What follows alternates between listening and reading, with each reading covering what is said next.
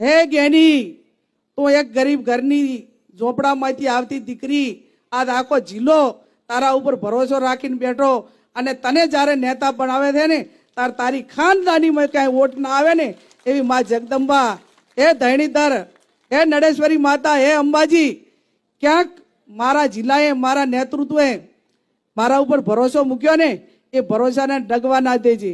અને